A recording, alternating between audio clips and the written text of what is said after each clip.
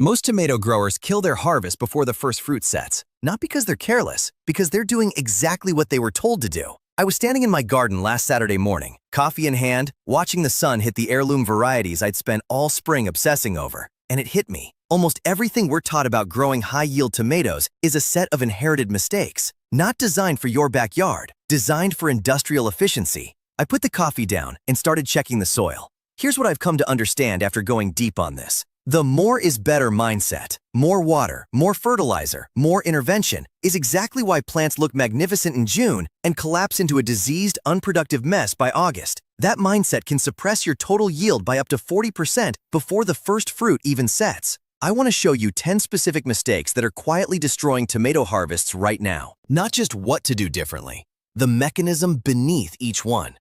Because when you understand why something goes wrong, you stop making the mistake permanently, instead of just swapping one version of it for another. There are gardeners growing extraordinary tomatoes in objectively worse conditions than yours. Same climate zone, worse soil, less space, better harvests.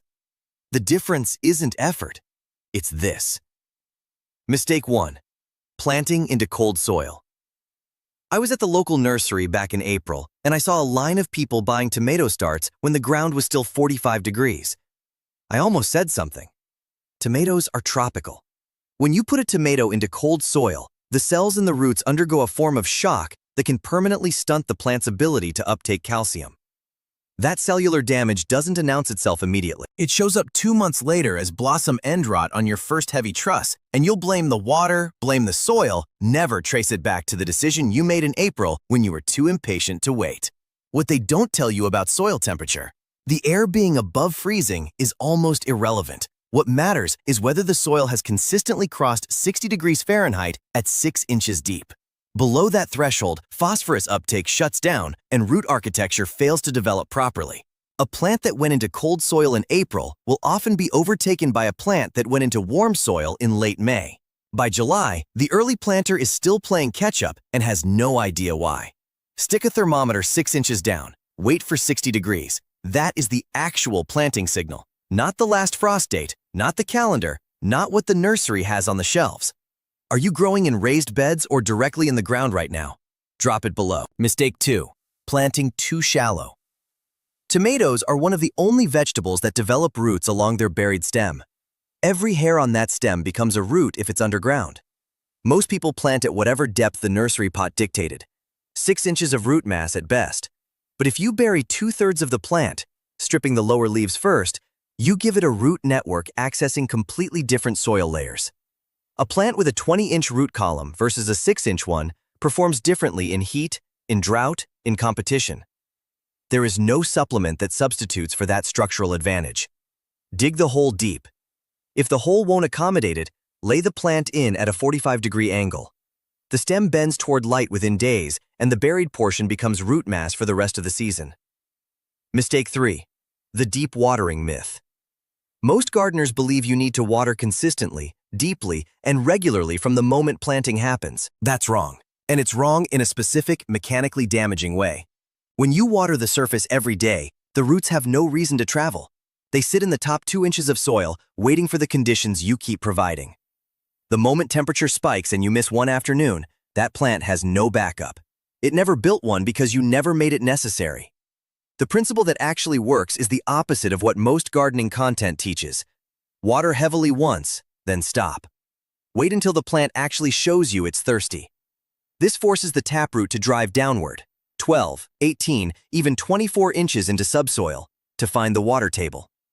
That root architecture is what keeps a plant alive and productive through every heat wave the season throws at it.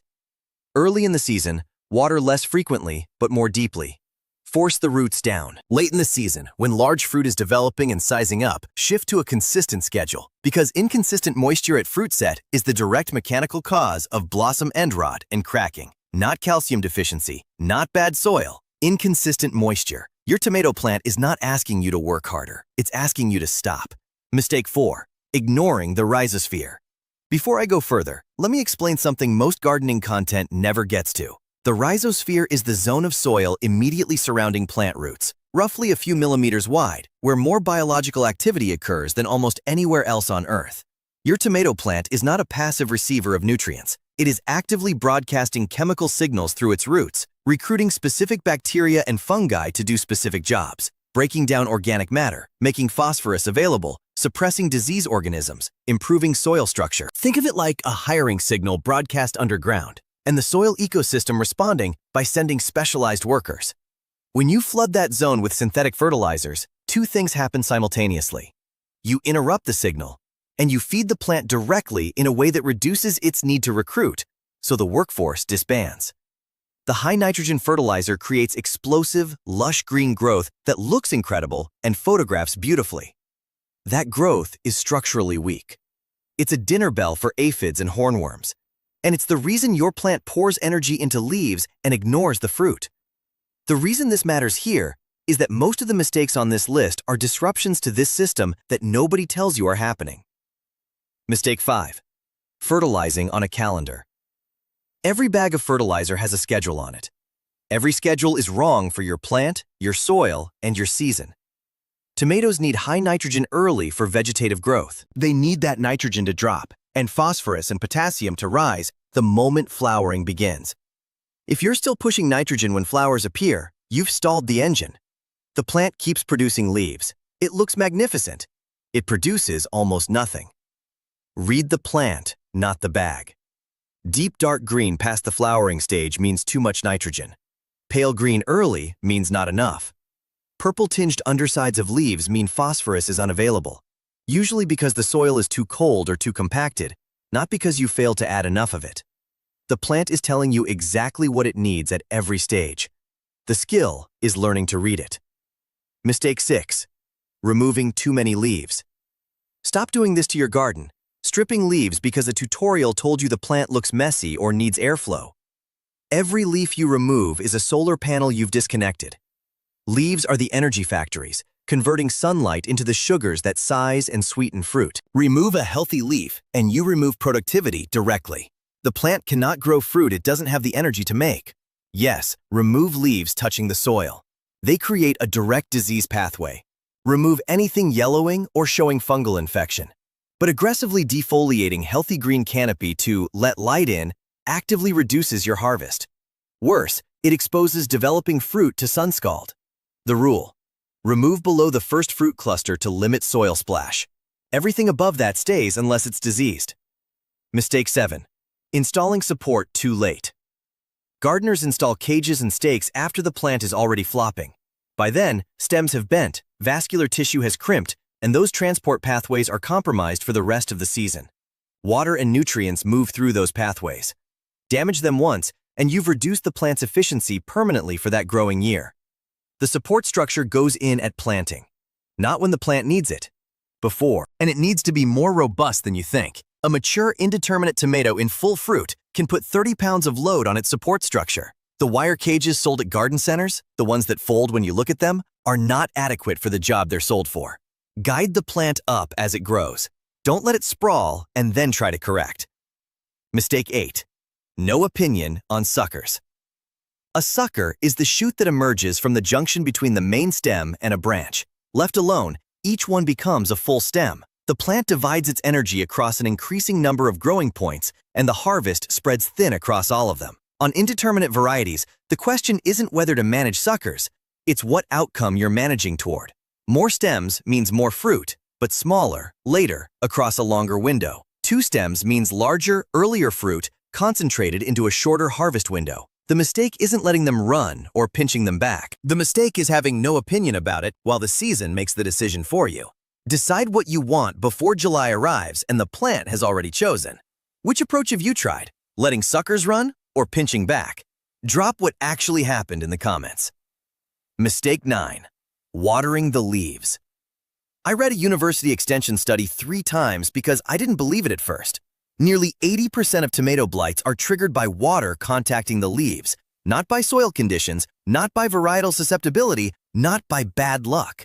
Overhead watering, sprinklers, watering cans poured from above, keeps foliage wet. Wet foliage is where late blight, early blight, and septoria leaf spot live. These diseases spread via water splash and germinate on wet leaf surfaces. Every time you water from above in the evening and those leaves stay wet overnight, You have created optimal conditions for the diseases that will end your season in August. Water at the base. Aim for soil, not plant. Do it in the morning so any incidental splash dries before nightfall. This single change eliminates the primary infection pathway for the most destructive diseases in the tomato garden. It costs nothing. Almost no beginner content mentions it. Mistake 10. Harvesting too late.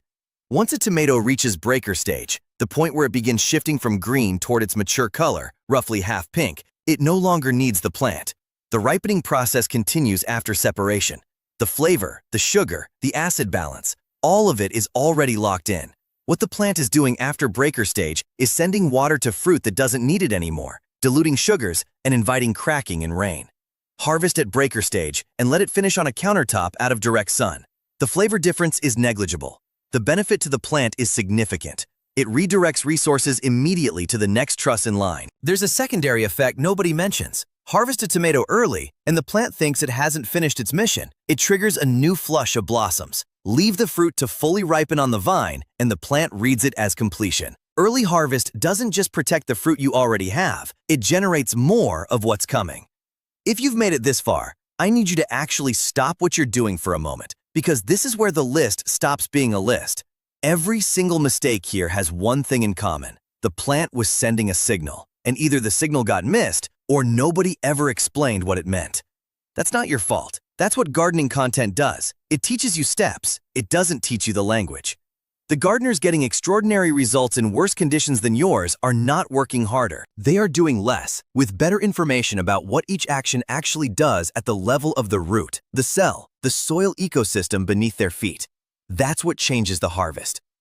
I almost wish I hadn't gone this deep into how conventional tomato advice is constructed.